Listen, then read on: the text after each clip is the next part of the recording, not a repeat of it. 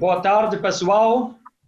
Bem-vindo ao nosso webinar, a repercussão do coronavírus, do COVID-19, nos aspectos de imigração para os Estados Unidos. Estou aqui com os meus colegas, o Dr. Bob Arnold, que é o Managing Attorney, o sócio-gerente da Victoria Law Group, e a doutora Paula Iribara, que faz parte da nossa time de imigração. A gente está fazendo esse webinar para tirar dúvidas nessa confusão de toda essa crise de corona. É uma confusão, eu acho que em todas as partes da Terra, na Alemanha, no Brasil, nos Estados Unidos, e vamos tentar tirar algumas dúvidas. A gente vai providenciar uma apresentação e depois dessa apresentação a gente vai estar disponível para perguntas. Estou vendo que já os atendis, os participantes já estão entrando. Então, como eu já falei, o nosso time aqui, os painelistas, o Bob Arnold, Paula Iribara e eu, Martin Hofmann. Eu vou falar um pouco sobre mim. Eu sou cidadão alemão, sou casado com uma brasileira. Eu morava 6 anos em Natal, Rio Grande do Norte, no Brasil. Maravilhoso. Eu peço desculpas de antemão pelo meu português, que parece estar um pouco enferrujado, mas vou tentar fazer tudo para fazer essa apresentação. A nossa advocacia, Victoria Law Group, Miami Advogado, estamos localizados em Miami, no centro financeiro, em Brickell, e na realidade somos um time de advogados e legal assistants especializados em imigração, principalmente, e direito imobiliário. Porém, a gente também trabalha com contratos, estate planning, mas principalmente imigração. E isso é o tópico da nossa webinar hoje. Eu estou com a Victoria Law Group faz 6 anos agora. O Bob, que é o sócio-gerente, ele entende português, só que não fala muito bem, ainda está estudando. Mas eu acho que eu deixo o Bob se apresentar um pouco, pode ser no inglês. Pode. E depois a doutora Paula. Bob, I just made a little introduction. Maybe you can say a little bit about yourself. Present yourself in English. Yeah, sure. His English is okay, Jing. You understand English okay? Yes, perfect. Great. I just sent you a connection request, by the way, on LinkedIn. Tell you a little bit about myself. So this law firm we started in 2007, well over 10 years ago. I graduated from Harvard Law School in 1993. I've had a bunch of different positions over the years before I started the law firm. I worked for the Los Angeles Times in Los Angeles. I worked for Visa, the credit card company here in Miami for the Latin American region. And that's how I became involved in Brazil. There was, I don't know if you remember, but there was a period of time that the Visa public offering was the biggest public offering in the history of not only the New York Stock Exchange, but also in the Brazilian Stock Exchange. So we had a very, very big presence in Brazil. I, through, just happen chance circumstances, my boss went out on maternity leave and I became the country manager, the legal country manager for Brazil. And that's how I began my interest in Brazil. Since then, since we started the firm, we've worked with a lot of Brazilian clients. I work primarily in real estate. We started doing immigration in about 2013. So we basically provide, whatever kind of services our Brazilian clients need. Ok. Eu acho que vai ser uma apresentação multilingual, inglês e português. Eu vou passar agora para a doutora Paula para se apresentar. E, Paula, por favor. Olá, boa tarde. Eu também vou ter que pedir uma desculpa pelo meu português, é a minha terça língua, então se aí eu fico um pouquinho com problema, me desculpa. Meu nome é Paola Irribarra, eu sou especialista em imigração, tenho vários anos já trabalhando em escritórios reconhecidos na indústria aqui, nos Estados Unidos. Eu sou nascida em Guatemala, mas moro nos Estados Unidos faz quase 20 anos. Eu estou trabalhando na área legal desde que eu cheguei aos Estados Unidos. Então, as minhas especializações são na área de imigração e falência. Não sei se você fala falência ou falência, desculpa, mas bankruptcy, ok? Na área de imigração, a minha parte favorita é os vistos de imigrante. Nos vistos de... É a parte que eu trabalho mais fácil e gosto mais. Os vistos de habilidade extraordinária. E estou aqui com a equipe, tive o prazer de conhecer a equipe da Victoria Law Group no ano passado e agora estou muito, muito feliz de trabalhar com eles. Ótimo. Talvez para adicionar, nosso foco é imigração, como eu já falei, e como a Paula falou, a gente trabalha com vistos imigrantes e não imigrantes. Imigrantes, como a Paula já falou, que ela gosta é o EB1 e EB2, que são vistos para habilidades extraordinárias, mas também trabalhamos com visto E2, visto L1, o EB5, principalmente vistos de business immigration. Pronto, então vamos entrar agora nesse tópico do coronavírus. Eu estou aqui com alguns números, esses números são de ontem, eu acho que desde ontem os números já obviamente aumentaram. Casos nos Estados Unidos, mais que 400 mil, um dos países mais afetados do vírus. Os mortos, eu acho que já subiram hoje, se eu não me engano, quase 15 mil. Todo mundo está procurando a cura, inclusive os Estados Unidos. Todos os dias tem uma press conference com o presidente e o time dele para bater o vírus. Entre as cidades nos Estados Unidos e os estados, digamos, Nova York é o mais complicado. Provavelmente vocês já seguiram na mídia os problemas no New York City, com os hospitais ao limite, mas outras cidades como inclusive Miami, e na Califórnia, Los Angeles, as grandes cidades estão cada vez mais com problemas com esse coronavírus. Nas áreas rurais, nos estados como Montana, Kansas, whatever, eles têm menos casos e os hospitais ainda não estão tão ocupados.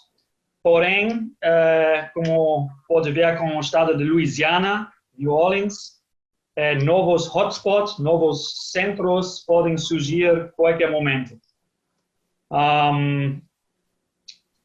Obviamente, isso tem um efeito na imigração e nas petições dos vistos.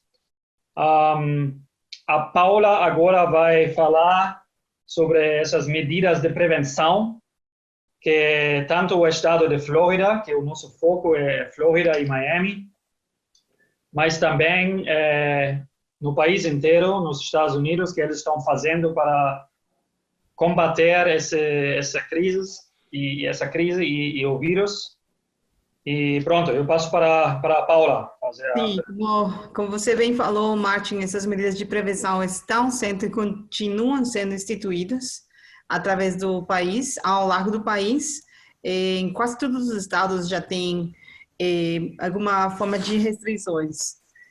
No caso específico da Flórida, o governador da Flórida, Ron DeSantis, ele emitiu um stay-at-home order, que é um pedido de permanência em casa para ser aplicado no todo o estado, desculpa, a partir do dia 4 de março, e ele está por acabar até o dia 30 de abril, mas pode ser estendido, dependendo das circunstâncias. Esse pedido limita o movimento fora das residências, a menos que seja para prestar um serviço essencial, tipo pessoas que trabalham nos supermercados, fazendo entregas. Tem algumas pessoas que continuam trabalhando, por exemplo, na área de construção. Por alguma razão, eles consideram essa área essencial. Também os serviços para pessoas que precisam de atender serviços religiosos realizados em igrejas, sinagogas, casas de culto. Eles também são considerados assuntos essenciais. Nos Estados Unidos é muito respeitado esse assunto da religião, então eles consideram essenciais. Saúde executiva, vamos falar aqui, está determinando um período de auto-quarentena recomendado, um isolamento de 14 dias para pessoas que estão entrando na Flórida, viajando de áreas que estão com um nível de disseminação alto, por exemplo, Nova York. Todos os hotéis e os short-term rentals, como o Airbnb, que estão sendo, que existem aqui no Miami-Dade County, eles estão sendo ordenados a fechar. E aproximadamente 1.200 voos que estavam programados para partir ou desembarcar em Miami, Orlando, Fort Lauderdale ou Palm Beach, eles foram cancelados. De acordo, esses dados foram, a gente pegou eles da FlightAware.com. As companhias aéreas estão muito comprometidas e eles estão supostos a reembolsar os clientes pelos voos cancelados. Existem algumas restrições de viagens e fechamento de fronteiras. Por exemplo, no caso dos Estados Unidos, tem proibida a entrada de cidadãos estrangeiros que visitaram países nessa lista por um período de 40 dias antes da tentativa de entrada. Então, na lista inclui China, Irã, esses países que são parte do espaço Schengen, o Reino Unido e a Irlanda. Desculpa, eu tenho um amigo na Alemanha que eles não deixaram ele entrar nos Estados Unidos porque ele não passou esses 14 dias, ou antes, dentro desses 14 dias ele passou na Alemanha, eles não entraram ele entrar em Miami, no caso. Quer dizer que eles estão tomando isso muito sério e no aeroporto, no port of entry, eles não deixam a pessoa entrar. Isso aconteceu a um amigo meu. Nossa. Muito difícil. Nesses dias, tudo ficou muito complicado para todo mundo. Então, tem limite de viagens só para questões essenciais, o caso do México e Canadá. Nada a ver com viagens de turismo ou de lazer. E existem algumas restrições, algumas pessoas que estão isentas dessas restrições para poder entrar nos Estados Unidos, incluindo cidadãos americanos e seus cônjuges, residentes permanentes e seus cônjuges, pais estrangeiros e responsáveis legais de crianças, filhos e filhas de cidadãos e residentes permanentes, irmãos estrangeiros de uma cidadã ou cidadão, ou residente permanente, se ambos têm menos de 21 anos e são solteiros, crianças estrangeiras ou filhos de um cidadão ou residente permanente, certos cidadãos estrangeiros também estão isentos, pessoas que são consideradas de interesse nacional, por exemplo, o caso atual dos médicos. Os Estados Unidos está convocando a nível mundial pessoal médico especializado que pode brindar ajuda aqui durante essa crise. Eles são considerados, de novo, pessoas essenciais e de interesse nacional. Então, eles entram dentro dessa categoria. E nesta parte vamos falar dos países que já instituíram uma política parcial ou proibição total de entrada no país. Você pode entrar em contato se quiser mais detalhes, mas esta lista, como você pode olhar, é uma lista enorme. Quase todo mundo já tem restrições. Por exemplo, também no caso do Brasil, eles fecharam fronteira, muito parecido com os Estados Unidos, que estão deixando entrar só pessoas cidadãs ou pessoas que são consideradas essenciais para o país nesse momento. Então, quer dizer que a gente tem clientes nos Estados Unidos, brasileiros, que querem voltar para o país deles. Obviamente, se você é cidadão brasileiro, obviamente você pode viajar e entrar no Brasil, seu país. O problema são os voos, porque muitas linhas aéreas cancelaram os voos e a gente ouviu falar de pessoas que passaram por uma odisseia, vários aeroportos até que eles chegam no Brasil. É uma situação bastante complicada se você está nos Estados Unidos ou em qualquer outra parte do mundo, na Alemanha, por exemplo, e você quer voltar para o Brasil, por causa das restrições e os cancelamentos dos voos. Ok, então, muito obrigado, Paula, pela apresentação. Agora eu vou falar um pouco sobre, obviamente, o impacto dessa crise na economia nos Estados Unidos. Como eu falei antes, é uma confusão enorme, apesar de que a administração, o Trump, sempre tenta calmar as pessoas e providenciar notícias positivas, mas em todos os canais na mídia nos Estados Unidos, as notícias sobre a economia estão se contraindo. Então, todo mundo fala uma coisa diferente, vamos dizer assim. Está sendo contraditório. Muito obrigado. Ok, eles estão dizendo que essa pandemia, a crise, será pior que a crise financeira global em 2009. O impacto seria mais forte e pior, sobretudo por causa do desemprego. 6,6 milhões de pedidos de desemprego diretamente na semana depois do shutdown. E eu acho que ontem saíram os novos números, a semana seguinte, outros 6 milhões. Então, esses números são incríveis, comparando com o recorde anterior, que era 695 mil em 1982. Isso é uma situação once in a lifetime, ou seja, uma vez na geração que eles estão passando agora. Continua incrementando, né? Exato, e ainda não parou. E os efeitos no longo prazo, como em outras partes do mundo, obviamente também, muitas empresas, pequenas empresas, vão fechar e não vão voltar, vão ficar na falência.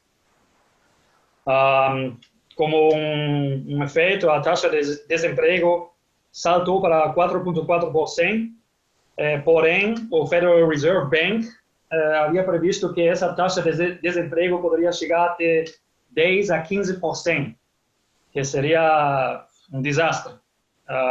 O governo está tentando combater e ajudar financeiramente, e eles passaram o Congress e o House, o Senate e o House, o Congresso dos Estados Unidos passou uma lei, uma ajuda de 2,2 trilhões de dólares, que principalmente está, tem vários pacotes, para microempresas, para grandes empresas, empréstimos sem juros e essa famosa ajuda que todo mundo está falando. Não. Eu em português. Desculpa, a Receita Federal vai enviar cheques para cada americano e inclusive green card holders, permanent residents, de $1.200 por pessoa ou $2.400 por família. Agora, esses cheques serão enviados para pessoas que com uma renda anual menos que 100 mil por pessoa. Menos que 75 mil, você vai receber o valor inteiro de 1.200 e depois de 75 mil até 100 mil vai diminuir em passos. Agora, quando esses cheques chegam ao cidadão, ninguém sabe, obviamente é um problema burocrático enorme, mas também vale dizer que esses cheques, por enquanto, vai ser uma ajuda uma vez. Pelo menos esses cheques que eles vão mandar. Não será cada mês que você recebe um novo cheque. Por enquanto, é uma vez que você recebe esse cheque. Além disso, se você ficou desempregado, como muitos americanos fazem, agora você pode solicitar ajuda de desemprego, mas todos os websites em todos os estados estão sobrecarregados e estão passando por enormes dificuldades de ajudar as pessoas e passar com esse monte de solicitações. Ok, então, esses são os... Vou falar agora, sim, acho que é o meu turno, vou falar dos desafios que estão sendo enfrentados pelos peticionários de vistos. Temos alguns avisos emitidos pela USCIS. O primeiro consiste em que não acontecerá nenhuma entrevista ou outros serviços pessoais até pelo menos o dia 3 de maio. Isso já foi estendido. O primeiro aviso, acho que ele chegava até o dia abril 18, e agora eles estenderam até maio 3. Paula, desculpa, vamos só dizer que USCIS significa United States Citizen and Immigration Services. Sim. Departamento de Imigração, em outras palavras. Imigração americana. É a entidade responsável pelos processos e petições de vistos dentro dos Estados Unidos. Então, no dia 18 de março, o USCIS suspendeu todos os serviços presenciais, incluindo entrevistas pré-agendadas, visitas de Infopass, que são petições que as pessoas solicitam para qualquer pergunta que eles têm e visitam os escritórios do USCIS, eles cancelaram também. E também cancelaram as cerimônias de juramento de naturalização. Geralmente elas são feitas também nos escritórios do USCIS, então também foram canceladas. E também as consultas biométricas, qualquer tipo de processo que requer a pessoa tirar os fingerprints, eles cancelaram por agora. E as pessoas estão supostas a receber um reagendamento das suas entrevistas, mas no caso, por exemplo, do Infopass, que são pedidos pessoais, a gente tem que fazer diretamente de novo.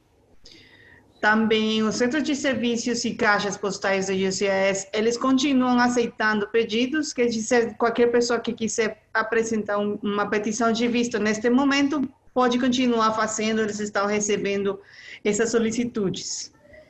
E as assinaturas, eles fizeram algumas mudanças, eles estão aceitando assinaturas nos formulários com assinaturas reproduzidas. Eles estão solicitando as pessoas guardar os originais no caso de eles precisar verificar no futuro. Eles ainda não aceitam tipo completamente eletrônico como DocuSign, HelloSign.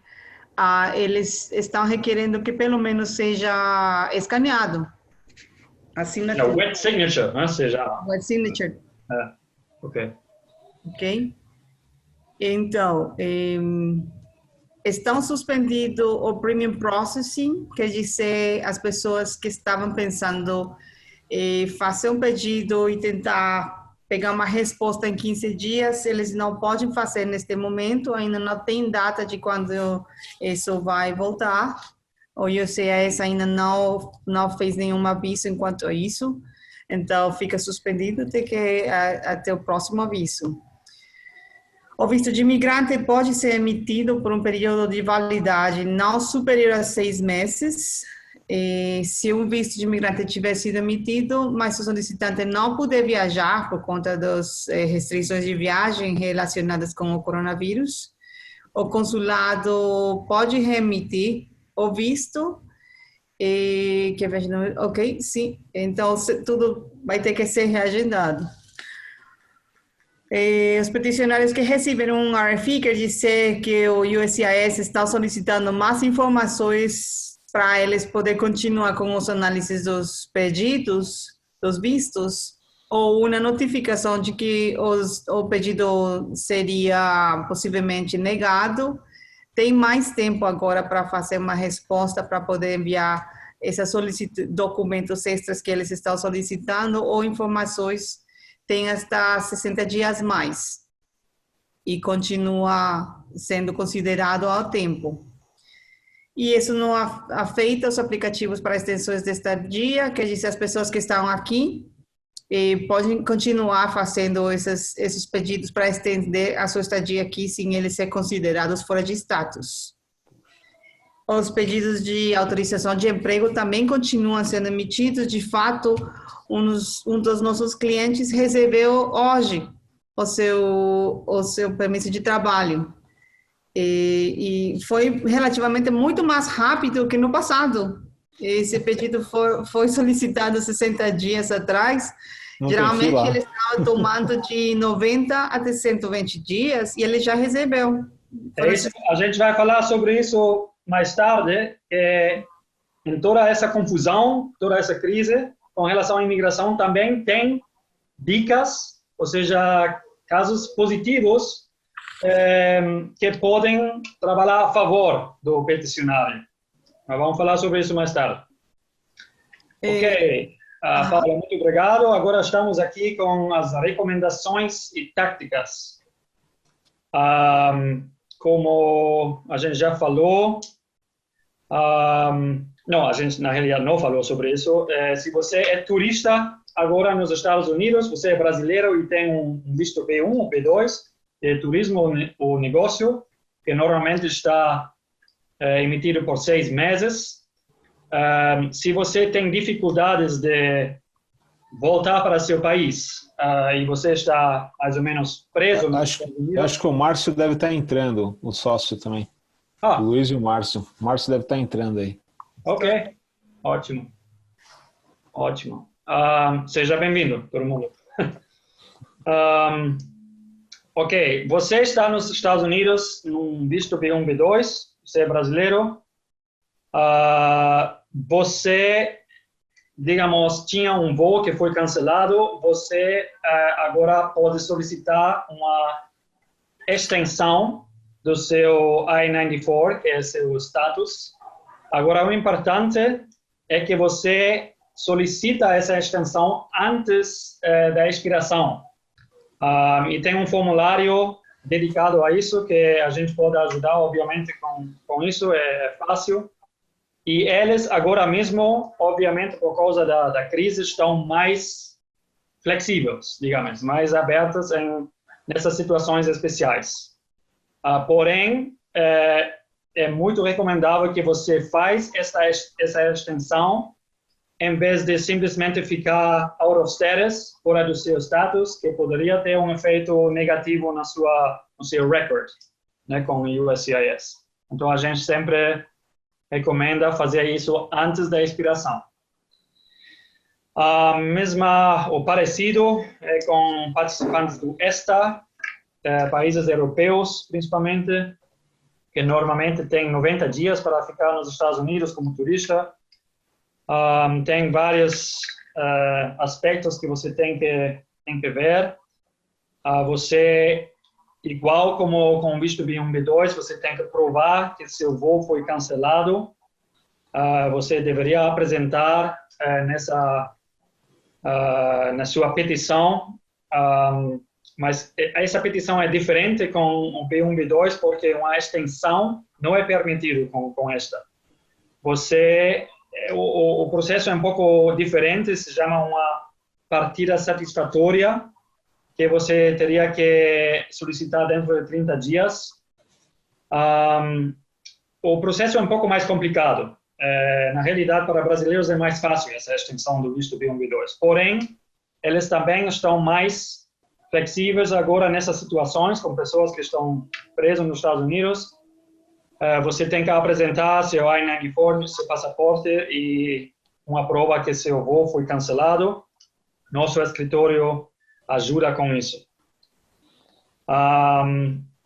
Agora, outras situações, você é estudante aqui nos Estados Unidos, estudante brasileiro, inscrito, digamos, numa faculdade ou numa escola.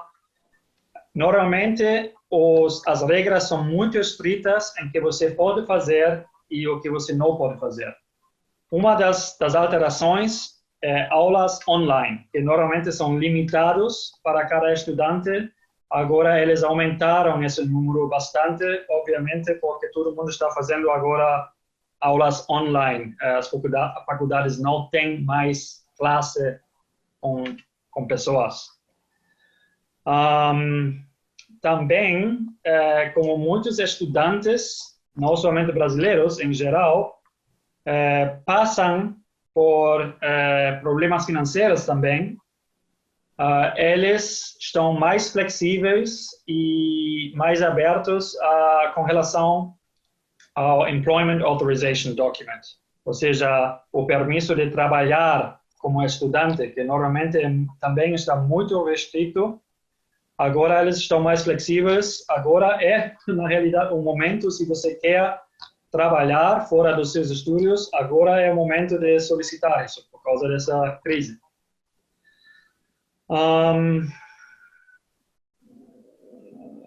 Agora, visto de trabalho em geral, se o emprego não tiver sido terminado ou concedido, em geral, seu visto, você sempre deveria verificar seu status I-94 e que seu status tem uma data até que você pode permanecer nos Estados Unidos. Isso vai para qualquer visto, você sempre deveria ficar de olho quando essa I-94 vence. E, sobretudo agora, você tem que cadastrar, solicitar uma extensão antes de que esse I-94 está vencido. Entendi. Agora, como a Paula já falou, aparentemente o USCIS está mais rápido com algumas solicitações e petições do visto, e a gente já tem essa experiência, por exemplo, com o visto E2, que ele foi aprovado muito mais rápido que antes, digamos, há 3 meses atrás, antes dessa crise. Em geral, essa administração de Trump, como provavelmente todo mundo sabe, está muito mais restrito com imigração, tanto legal como ilegal. Ou seja, todas as petições recebem mais negações, mais RFEs, Request for Evidence, ou seja, eles querem ver mais evidências, e em geral são todos mais restritos. Qualquer visto, E2, L1, H1B, até EB1, EB2. Porém, agora com essa crise, aparentemente eles são mais flexíveis. É isso que é a nossa experiência agora que estamos tendo faz 2, 3 semanas. Paula, você pode talvez falar sobre os Até agora com o Márcio ouvindo, também se você puder repetir a parte aí do visto que foi hoje, né, que foi solucionado, pode ser interessante, Paula. Sim, sim. Ok, vamos falar aqui essa parte final, e aí, se quiser, a gente pode começar com perguntas específicas, pode ser? Sim. Tá? Ok, então, como o Martin estava falando, esses priority days, quer dizer, essas datas, aqueles períodos de espera que a gente tinha, eles estão diminuindo. E agora são muito mais rápidos, está muito acelerado os processos. E o problema é o consulado, né? Bem que você pode ter seu visto aprovado, mas o consulado continua fechado, mas acho que isso vai mudar em qualquer momento, não? 15 dias mais para que acabe o mês de abril, e no mês de maio eu acho que se eles já vão começar a trabalhar. E o Martin, ele colocou aqui essas informações, esse escrito, agora é a hora de enviar uma petição de visto. E eu concordo com ele, e estamos notando muito mais flexibilidade. Acho que tem muito menos restrições. Estou pensando até no caso, por exemplo, tem casos de imigrantes que eles colocavam tanto problema, eles davam tanto problema por coisas mínimas. Exemplo, a pessoa não tem suficientes quotes. Como se fala quando em inglês citations, quando a pessoa os trabalhos que ele já fez foram citados para fazer outros trabalhos. Então, a imigração colocava problema por coisas como isso, que acho que agora ele não vai dar tanto valor. Ou a pessoa não tem suficientes citations. Agora, acho que isso vai diminuir e vamos entrar numa área de mais flexibilidade. E os Estados Unidos, definitivamente, eles vão precisar de pessoal qualificado para restaurar toda a economia, tudo para voltar à normalidade. Para abrir empresas, né, e tudo mais. Para abrir empresas, para trazer investições estrangeiras. Então, acho que é um bom momento agora para a gente entrar com seus pedidos. E eles precisam investimentos. Eles precisam investimentos, dinheiro entrando no país. Para o EB5, para o EB2. A gente talvez depois pode bem rapidinho falar sobre os diferentes tipos do visto.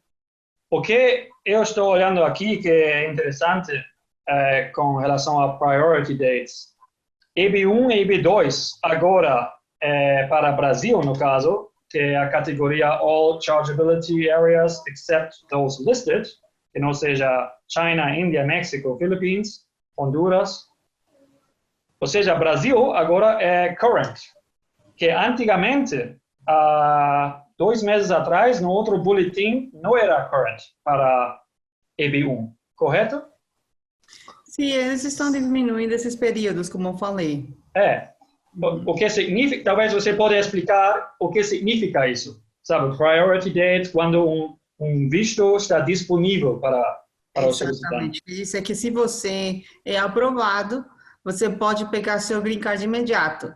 No passado, se você era aprovado, você entrava numa lista de espera. Eles estavam, por exemplo, no caso de EB2, National Interest Waiver, acho que não, mas no caso de EB1, que é pessoas consideradas de habilidades extraordinárias, eles estavam com um período de espera de mais ou menos 6 meses. Então, você sendo aprovado, ainda tinha que esperar fora dos Estados Unidos para poder pegar seu green card e poder entrar nos Estados Unidos completamente habilitado para trabalhar. Agora, isso está mudando. O processo está ficando mais rápido, porém, são os consulados que emitem o visto. Ou seja, caso você estiver aprovado, você ainda teria que receber seu visto através do consulado. E os consulados agora, por enquanto, estão fechados. Mas isso, como a Paula falou, a gente está calculando ou esperando, digamos, que no próximo mês os consulados vão reabrir e receber pessoas em físicas, ou seja, em pessoa, e processar os vistos não emergentes também. Isso é uma grande diferença comparando a um mês atrás. 2 meses atrás, que esse processo para vistos imigrantes ficou mais rápido, muito mais rápido. Eu quero dizer em geral, que é por isso estamos aqui no final da nossa apresentação, bom, antes de tudo, muito obrigado por ter participado, e a gente está disponível para qualquer dúvida, como essa, por exemplo, através do e-mail ou através do nosso Skype, ou até que temos um WhatsApp, que a gente vai, se a gente pode responder as perguntas através desses canais, ou a gente vai agendar uma consulta. A gente também tem um número em São Paulo, a gente tem um afiliado em São Paulo, e tem um número aí que está nessa apresentação, que é um número que os brasileiros podem ligar, chamar ao custo local. Que mais? Eu acho que o Bob talvez, desculpa aí, o Bob talvez quer concluir também em inglês, se quer adicionar alguma coisa ou se quer dar um tchau ao pessoal. Bob, I just finished the presentation in Portuguese. Yeah. Obviously, we have questions already coming in, not only from Luis and John. No, I heard, but so let's just tell them that we will respond, as you already told them, if they just send us an email or any other way they want to contact us, set up consultation if they like, and we'll respond to the specific questions. Everybody's questions are going to be unique. Yeah, and Luis and Marcio, do you speak English or would it be in Portuguese? Yes, I do speak English, but Luis can understand something. Perfect. Yeah, I mean, as Bob said, we should have like a consultation with everybody, either in Portuguese or English. Probably your English is better than my Portuguese, maybe. No, you have a perfect Portuguese. Mine too. Yeah, so that way we address the specific questions, and everybody's questions are going to be different. Exactly. We're going to get the same exact question. Yeah. Uh-huh. Do you have any more questions, like in general, with regards to what's happening right now with the Corona crisis? Vocês têm alguma pergunta em geral com relação à situação de Corona, a confusão que estamos passando agora nos Estados Unidos? Não, porque realmente nós paralisamos nossas atividades, né? Por conta disso, a gente estava em contato com uma pessoa aí que faria alguns contatos com as empresas de telefonia celular, mas realmente nós paramos por conta dessa situação e estamos esperando agora voltar isso ao normal para fazer uma visita aos Estados Unidos e aí sim fazer os negócios que a gente precisa e talvez visitar vocês também para entender melhor essa situação. Ótimo, agora ficou tudo parado por enquanto. Vocês continuam trabalhando lá no Brasil? Sim, algumas atividades nós continuamos fazendo, outras de manutenção, alguns serviços que não são serviços essenciais não, estão paralisados. Entendi. Então vamos cruzar os dedos que essa situação melhore no próximo mês. Sim, São Paulo está bem complicado de trabalhar porque é o lugar que mais tem caso, né? E a Avecon é em São Paulo, apesar do Avecon atender o Brasil inteiro, mas São Paulo é onde tem o maior número de trabalho, né? E tá como tudo Nova parado. York, né, nos Estados Unidos. Isso, mais ou menos o mesmo tamanho, né? Então, tem menos casos do que Nova York, mas tá tudo fechado. Só tem aberto locais de serviços essenciais. Igual como aqui, igual como na Alemanha também. Também. Ok, então, de novo, muito obrigado. Martin, eu precisava conversar com você. Eu tenho algumas ideias aí para a gente estender um pouquinho. Depois, se você puder me retornar? Com certeza, com certeza. Eu tenho Eu tenho seu contato aqui. Eu vou... Isso. Depois disso a gente vai falar, vamos dizer Tá assim. bom, perfeito. Ok. Então, tenha cuidado todo mundo. Obrigada. Cuidado. Stay safe. Bom, stay safe. E Prazer. Stay home. Prazer. fique Stay com home. Deus, então.